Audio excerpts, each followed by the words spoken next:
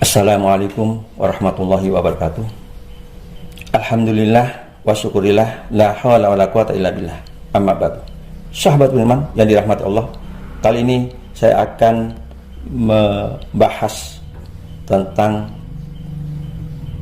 masalah yang lagi viral di saat Hari Raya Idul Kurban, dengan judul mengambil pelajaran dari sapi kurban Dewi Persik. Semoga bermanfaat. Idul Adha memang bukan hari raya biasa. Untuk merayakannya berarti tidak cukup sekedar bertakbir, tahmid, dan bertasbih yang diteruskan dengan sholat berjamaah dan menyembelih kurban. Akan tetapi lebih dari itu, Idul Adha mengingatkan kita agar mau mengadakan renungan introspektif, berpijak dari keagungan sejarah yang melatar belakanginya, yaitu pengorbanan Nabi Ibrahim dan Ismail. Ibrahim yang hampir 100 tahun umurnya baru dikaruniai seorang putra yang soleh, Ismail namanya. Tak bisa dibayangkan betapa cintanya sang ayah pada putra tunggalnya, buah hatinya, dan harapan masa depannya, dan luapan kebahagiaan keluarganya. Tetapi Allah berkehendak lain. Ibrahim sebagai seorang nabi yang terkenal ketundukannya dan kepasrahannya pada Allah itu diuji dengan perintah untuk menyembelih Ismail. Wahai Ibrahim, taruhlah pisau ke leher putramu dan dengan tanganmu sendiri sembelihlah dia. Begitu bunyi perintah Allah. Kita tidak akan bisa merasakan kegoncangan jiwa Ibrahim ketika itu, walaupun seandainya pada saat itu kita berada bersama-sama Ibrahim. Kedukaan hatinya tak tertanggungkan dan tak terbayangkan. Batinnya sangat goncang menerima wahyu itu. Tetapi bagaimanapun wahyu itu adalah perintah Allah. Ibrahim dituntut untuk memilih antara cinta Allah dan cinta anak, mementingkan syariat, kebenaran, atau hawa nafsu. Seandainya yang diperintahkan Allah adalah agar ia mengorbankan dirinya sendiri, maka tidaklah sulit baginya untuk menentukan pilihan, karena Ibrahim telah lama mempertaruhkan nyawanya demi Allah. Kenyataan inilah yang menyebabkan ia merasa telah menaati Allah. Tetapi Allah meminta putra yang amat dicintainya. Ia mencoba mencari-cari alasan agar ia dapat menghindari kewajiban tersebut. Sampai kemudian Allah mempertegas mimpinya, wahyu sampai 3 kali. Dan ternyata Ibrahim, ia merelakan yang dicintainya demi perintah Allah. Ketundukan yang absolut kepada Tuhannya sebagai refleksi ketinggian imannya. Suatu sikap yang patut kita teladani. Paling tidak buat renungan ulang di hari raya kurban ini. Sejauh mana ketundukan dan kepasrahan kita kepada Allah. Kendati pun Allah menggantikannya dengan domba, tetapi nilai pengorbanan Ibrahim ketika itu tak sebanding harganya dengan domba yang disembelihnya. Ismail di mata Ibrahim jauh lebih tinggi nilainya. Oleh karena itu, kalaupun kita sekarang diperintahkan berkorban hewan ternak, apakah hanya seharga itu nilai pengorbanan kita kepada Allah? Tentu saja tidak.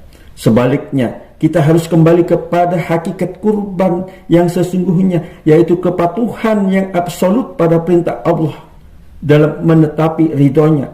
Tidak hanya mencukupkan diri dengan penyembelihan domba atau ternak.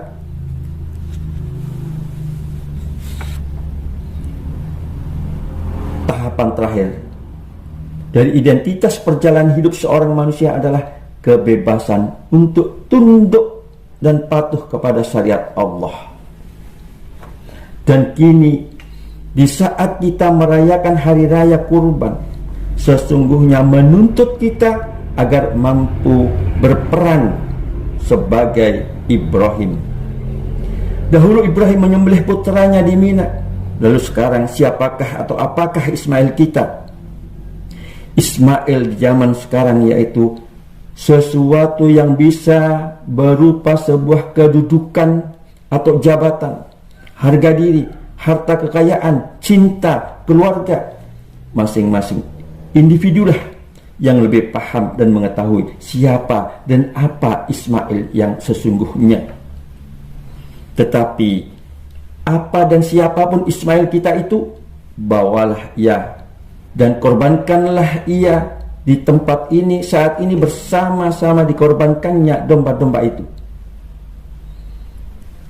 Beberapa kriteria yang dapat dijadikan indikator atau pedoman untuk memahami Ismail zaman sekarang, yaitu setiap sesuatu yang melemahkan iman dan menghalangi perjalanan takwa, setiap sesuatu yang membuat manusia enggan menerima tanggung jawab, setiap sesuatu yang membuat manusia hanya mementingkan diri sendiri, setiap sesuatu yang membuat manusia tidak memberikan waktu untuk melaksanakan perintah Allah, dan setiap sesuatu yang membutakan mata dan menulikan telinga dari petunjuk Allah. Kini kita dituntut untuk menjadi Ibrahim, dan kelemahan Ibrahim adalah kecintaannya kepada Ismail. Pengorbanan yang disyariatkan Islam bukan hanya kurban ternak di saat Idul Adha, tetapi sepanjang perjalanan hidup manusia dituntut untuk berkorban demi mencapai idealitas nilai yang lebih tinggi. Sahabat beriman, kesimpulan dari hakikat kurban adalah orang yang berkurban ternak, domba atau sapi seharusnya didasari dengan niat ikhlas karena Allah. Tidak ada embel-embel lain atau bersyarat, misalnya saya akan berkurban tapi harus di tempat A atau B dan lain-lain sebagainya. Yang kedua, berkurban atau bersedekah, berbuat baik sebaiknya diutamakan untuk orang yang membutuhkan dari kerabat, keluarga, tetangga dekat dan jauh, sahabat dekat dan jauh. Dengan demikian ada dua keutamaan, yaitu sedekah dan silaturahmi, menjalin hubungan antara sesama. Baca Quran Surat An-Nisa ayat 36. Berkaitan dengan peristiwa yang terjadi pada sapi kurban dari Persik, dapat diambil pelajaran untuk kita semua. Kegaduhan tidak akan terjadi jika kedua belah pihak, DP dan Pak RT, memiliki totalitas pengorbanan yang sesungguhnya. Akan tetapi Pak RT manusia biasa, bukan Nabi Ibrahim yang sudah teruji jiwa pengorbanannya. Sedangkan Pak RT adalah seorang yang dipilih warganya untuk dituakan dan dihormati demi keamanan. Sebagai manusia biasa, Pak RT punya harga diri yang menurutnya tidak bisa ditukar dengan materi, bahkan 100 juta rupiah sekalipun, yang tentunya tidak serta-merta bisa disuruh atau dimintai tolong yang bukan kapasitasnya. Sebagai seorang warga, ketika hendak berurusan dengan Pak RT, seharusnya bersikap sopan dan hormat. Untuk masalah sapi kurban, seharusnya niat atau akadnya harus jelas.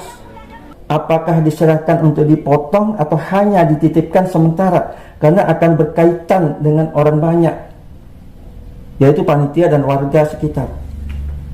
Jika hanya dititipkan, rasanya kurang etis, karena Pak RT dan panitia tentu punya tanggung jawab dan resikonya cukup berat. Mereka harus menjaga keselamatan dan keamanan sapi kurban, dan tentu harus ada orang yang menjaganya dan harus memberi pakan sapi sampai pelaksanaan penyembelihan hewan kurban. Sebagai panitia, terutama Pak RT, tentu akan merasa tersinggung, sepertinya kurang ada kepercayaan dari warganya, dan akan menimbulkan fitnah karena sapinya hanya dititipkan.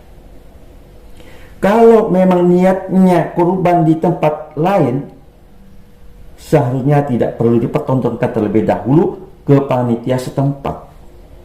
langsung saja ke tempat tujuan agar tidak menimbulkan persepsi lain. Yang terjadi adanya rasa riak dan nilai ikhlasnya hilang dan sia-sia. Tentu akan menimbulkan kekecewaan antar warga serta perpecahan. Dan masalah yang akan ditimbulkan dari kasus sapi DP ini, bahkan ini sudah terjadi, adalah adanya ketidaksamaan berita yang sengaja diproduksi di medsos, adanya fitnah, memperburuk suasana, adanya ketidaknyamanan komunikasi antara Dewi Persik dan warga kampung setempat, hilangnya harga diri di mata warga kampung setempat, bahkan di dunia maya yang sudah barang tentu tidak sebanding dengan hewan yang bernilai puluhan bahkan ratusan juta rupiah yang dikorbankan. Niatnya berbuat baik, tapi yang didapat perselisihan dan cercaan bahkan kerana hukum. Adanya pro dan kontra di dunia medsos, tapi lebih banyak yang menghujat yang ditujukan pada seorang public figure yang seharusnya menjadi contoh dan panutan. Semua orang menyesalkan kejadian ini karena terjadi pada saat di hari raya yang mulia, dan sesama warga sekampung, apalagi di tempat ibadah atau di masjid. Ternyata semua ini berawal dari kesalahpahaman atau miskomunikasi antara Dewi Persik yang mengantarkan sapi, ART, Pak RT, dan Ustadz yang dihubungi Dewi Persik. Alangkah sangat bijak jika kasus ini diklarifikasi terlebih dahulu, duduk persoalannya dengan hati yang adem, jangan langsung diunggah di medsos. Jadi harus tabayun terlebih dahulu. Disinilah sebenarnya hakikat Idul Kurban. Kini kita dituntut untuk menjadi Ibrahim. Dahulu Ibrahim menyembelih putranya di Mina, lalu sekarang siapakah atau apakah Ismail kita? Disinilah sebenarnya hakikat Idul Kurban. Kini kita dituntut untuk menjadi Ibrahim. Dahulu Ibrahim menyembelih putranya di Mina, lalu sekarang siapakah atau apakah Ismail kita? Ismail di zaman sekarang yaitu sesuatu yang bisa berupa sebuah kedudukan atau jabatan, harga diri, harta kekayaan, cinta, keluarga. Masing-masing individulah yang lebih paham dan mengetahui siapa dan apa Ismail yang sesungguhnya. Tetapi apa dan siapapun Ismail kita itu, bawalah ia dan korbankanlah ia di tempat ini, saat ini, bersama dikorbankannya domba-domba itu. Semoga kita bisa belajar dari kasus ini, dan semoga Allah SWT senantiasa memberi limpahan rahmat, taufik, hidayah, dan inayahnya. Amin ya rabbal alamin. Assalamualaikum warahmatullahi wabarakatuh. Penyampaian aja sih, kalau saya bilang sih penyampaian dari pihak ketiga itu, dari pihaknya si orang-orangnya Mbak DP yang salah penyampaiannya ke Mbak DP gitu. Jadi udah kisru aja, udah salah paham jatuhnya gitu. Udah salah paham kalau menurut saya. Karena setahu saya sih memang ya sebenarnya nggak ada yang salah, nggak ada yang benar ini. Maksudnya ya dari pihak PRT-nya ya benar, karena memang dia merasakan memang datang nggak ada bahasa titip gitu kan. Jadi salah paham lah semuanya ini mah. Tapi yang Mbak tahu paham aja ya. Jadi yang ditangkap sama si siapa namanya, si PRT-nya di kurban, tapi dari pihak sininya titip gitu. Nah cuman belum nggak ada nyampein, mungkin nggak ada nyampein ke si PRT-nya kalau memang titip Itu titip. bahasanya. Kalau yang saya tangkap sih seperti itu. Berarti memang hewan kurbannya itu sudah dititipkan ke masjid itu, tapi dari pihak pihaknya Dewi Persik ini tidak bilang kalau itu hanya dititip kepada Bukan tidak bilang, dia menyampaikannya kepada satu pihak, Oh. satu pihaknya yang mungkin itu yang nggak nyampein ke Pak RT itu kalau menurut saya. Jadi Pak RT-nya juga nggak salah dong, maksudnya untuk apa namanya